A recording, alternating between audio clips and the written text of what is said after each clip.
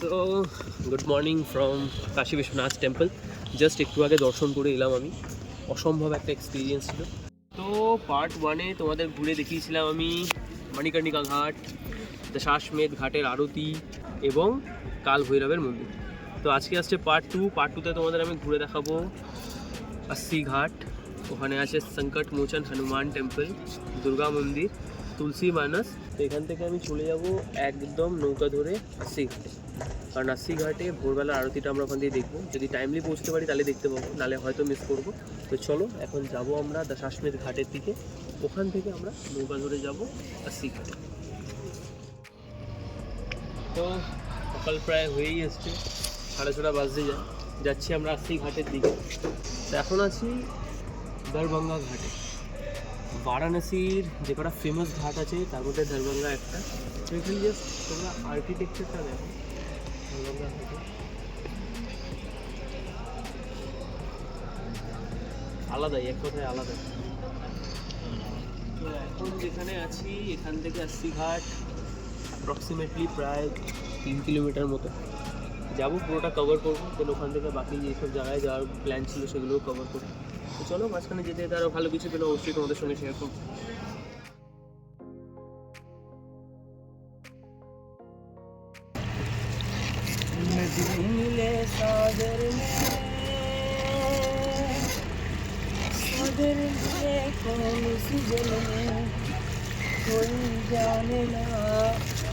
বানারসকে বলা হয় ঘাটের শহর।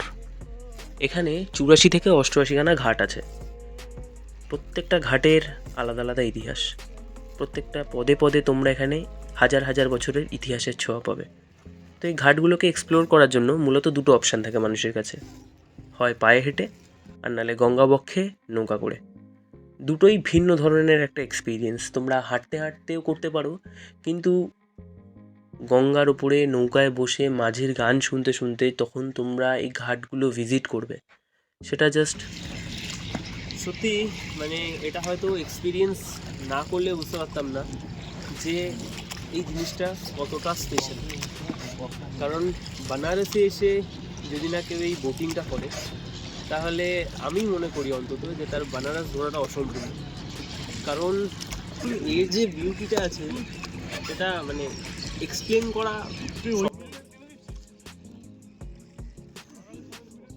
তো ফাইনালি আমরা নৌকা পেয়ে গেছি। এখান দিয়ে যাবো अस्सी ঘাটে। শুধু अस्सी ঘাট নয়, গোটা এদিক ওদিক সবকটাই আমাদের ঘুরে দেখাবে বলেছে। তো ডিল হয়েছে আমাদের 150 টাকায়। তো তোমরা জাস্ট দেখো চারিপাশের ভিউটা, সবে মাত্র ভোর হচ্ছে, পাখিরাও আসা শুরু হয়েছে, কিছুক্ষণ পরে সানরাইজ হবে। এবার জানি না সূর্য কতটা দেখতে পাবো, কারণ চারিদিকটা কুয়াশায় আছে, কিন্তু এই ফিলিংসটা এক কথায় জাস্ট অতুলনীয়, মানে ধারণার বাইরে। মণিকর্ণিকার পরে এই যে তোমরা ঘাটটা দেখছো, এটা একটা বার্নিং ঘাট, এটা রাজা হরিশ্চন্দ্র ঘাট, এবং তার পাশে আছে হনুমান ঘাট। আমরা ক্রস করছি এই মুহূর্তে হনুমান ঘাট। তো বারাণসীতে এসে বাকি জায়গাগুলো ঘোরার সাথে সাথে নৌকা করে গঙ্গাবক্ষে ভ্রমণ করাটা কিন্তু ম্যান্ডেটরি, এটা স্কিপ করার কোনো চান্স নেই। বারাণসীতে এসে কেউ যদি এই নৌকা ভ্রমণটা না করে তাহলে কিন্তু তার বারাণস ভ্রমণটা অসম্পূর্ণ থেকে যাবে।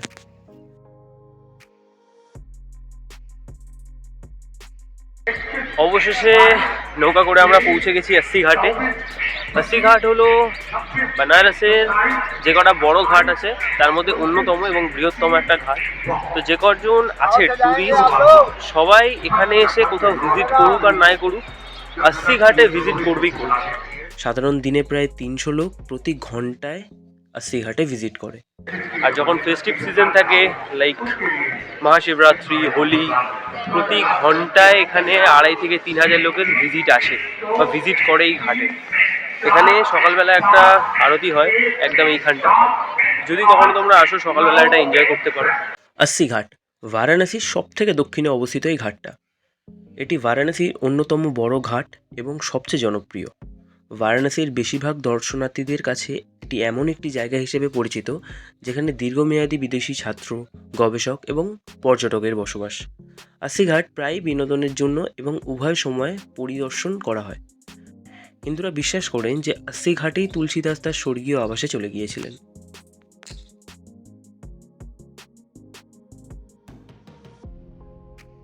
তো এই মুহূর্তে আমরা চলে এসেছি দুর্গা মন্দিরের সামনে, বেনারসের মাস্ট ভিজিটিং প্লেসগুলোর মধ্যে একটা।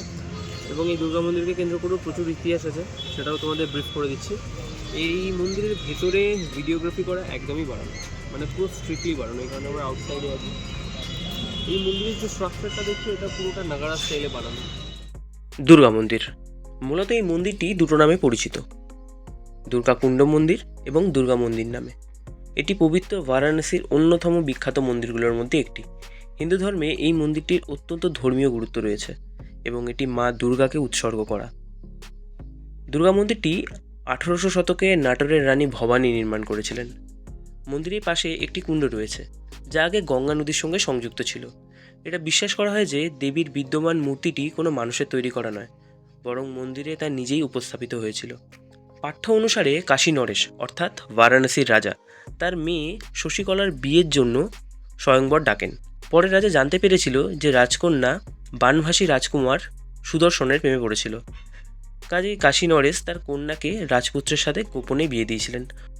অন্য রাজারা, যাকে স্বয়ংবরের জন্য আমন্ত্রিত করা হয়েছিল, বিয়ের বিষয়টি জানতে পেরে তারা রেগে গিয়ে কাশী নরেশের সাথে যুদ্ধে নামেন।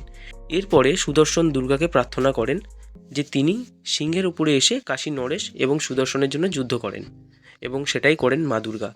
যুদ্ধের পরে কাশী নরেশ বারাণসীর সুরক্ষার জন্য এই বিশ্বাসের সাথে এই মন্দিরটি নির্মাণ করা হয়েছে। তো বারাণসীতে ঘুরতে গেলে এই মন্দিরটি অবশ্যই ঘুরে দেখতে হবে তোমাদের। এই মন্দিরটি অনেক দূর থেকেই তোমাদের চোখের দৃষ্টি কাড়বে, কারণ পুরো মন্দিরটি লাল কালারের এবং পুরো মন্দিরটি নির্মাণ হয়েছে নাগারা স্টাইলে। তো এই মুহূর্তে আমি চলে এসেছি শ্রী সত্যনারায়ণ তুলসী মানস মন্দিরের সামনে। এটা বারাণসীর যে কটা ফেমাস মন্দির আছে তার মধ্যে এটা অন্যতম, কারণ তুলসীদাস এখানেই রামচরিত মানস রচয়িতা করেছিল। তো এই জায়গাটা কেন এত ইম্পর্টেন্ট, এর ভিতরে যখন তোমরা ঢুকবে তো দেয়ালে, মানে ওপর এবং নিচের প্রত্যেকটা দেয়ালে পুরো রামায়ণ এখানে লেখা আছে, পুরো রামায়ণ। এবং ভেতরে একটা ছোট্ট মিউজিয়াম করা আছে, যেখানে তোমরা রামলীলা দেখতে পারবে বা কৃষ্ণের জন্ম থেকে বড় হওয়া সবটা ওখানে দেওয়া আছে, সবটা। তো তোমরা বারাণসীতে এলে এই জায়গাটা একদম মাস্ট ভিজিট প্লেস। এই যে দেয়াল দেখছি তোমরা, ওপর নিচ পুরো রামায়ণ এইখানেই লেখা আছে।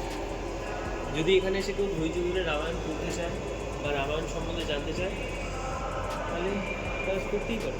শ্রী সত্যনারায়ণ তুলসী মানস। তুলসী মানস মন্দির বারাণসীর অন্যতম বিখ্যাত মন্দিরগুলোর মধ্যে একটি। প্রাচীন হিন্দু মহাকাব্য রামচরিত মানস মূলত এই স্থানে 1600 শতকে, আনুমানিক 1532 থেকে 1623 এর মাঝখানেই তুলসীদাস দ্বারা রচিত হওয়ার কারণে হিন্দু ধর্মে এই মন্দিরের ঐতিহাসিক ও সাংস্কৃতিক গুরুত্ব রয়েছে প্রচুর।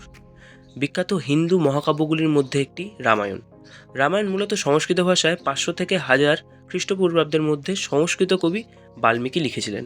সংস্কৃত ভাষায় হওয়ায় এই মহাকাব্য জনসাধারণের কাছে বোঝার যোগ্য ছিল না। 1600 শতকে গোস্বামী তুলসীদাস হিন্দি ভাষার আওয়াদি উপভাষায় রামায়ণ লিখেছিলেন। সেই সংস্করণটিকেই রামচরিত মানস বলা হয়, যার অর্থ রামের কাজের রথ। 1964 সালে গোস্বামী তুলসীদাস যেখানে রামচরিত মানস লিখেছিলেন, সেই জায়গায় সুরেখা পরিবার একটি মন্দির নির্মাণ করেছিলেন। তো তোমরা যদি বারাণসীতে যাও তো এই জায়গাটা অবশ্যই ঘুরে দেখতে হবে তোমাদের। এখানে শুধু মন্দিরের সামনের দিকেই নয়, তোমরা যদি মন্দিরের পিছন দিকটাও চলে আসো, এখানেও রামায়ণ এখানে খোদাই করে লেখা আছে। তো এটা মানে জাস্ট একটা অন্যরকমের এক্সপিরিয়েন্স হলো আমার, যে পুরো এত বড় একটা ভবনে রামায়ণ লিখে রেখেছে। সত্যি একটা সুন্দর একটা বিষয়।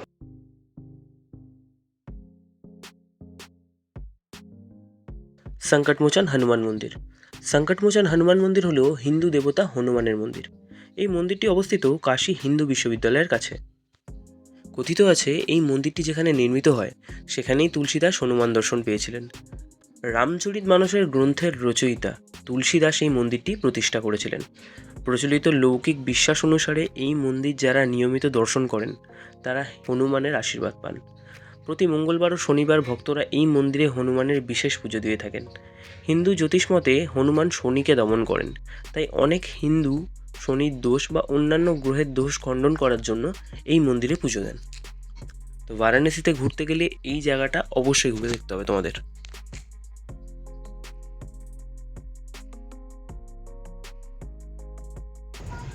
তো এই মুহূর্তে আছি আমি আলমগীর মসজিদের একদম সামনে।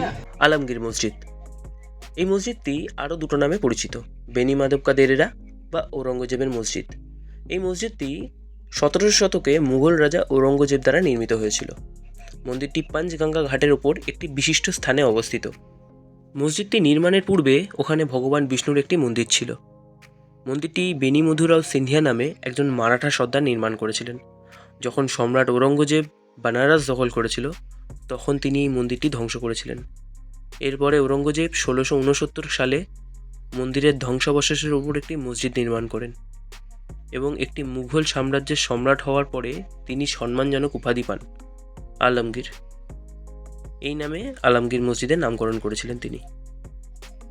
তো তোমরা যারা বারাণসীতে যাবে চাইলে ঘুরে আসতে পারো এই জায়গাটা, কিন্তু বারাণসীতে কিন্তু প্রচুর এরকম মন্দির ধ্বংস করা হয়েছিল। তো এই মুহূর্তে আছি আমি একদম আলমগীর মসজিদের সামনে। উপরে যেটা দেখতে পাচ্ছ তোমরা, এটা আলমগীর মসজিদ। এইটা বারাণসীর টপ 10 প্লেসগুলোর মধ্যে আছে, যেগুলো মাস্ট ভিজিটিং প্লেস। তো তোমরা যদি বানারস ভিজিট করো তো এই প্লেসটায় অবশ্যই ভিজিট করো। এটা বানানো হয়েছিল 17শো শতকে ঔরঙ্গজেবের আমলে। তো এইটা হলো আলমগীর মসজিদ, আর এটা অবস্থিত হচ্ছে পঞ্চগঙ্গা ঘাটের ওপরে।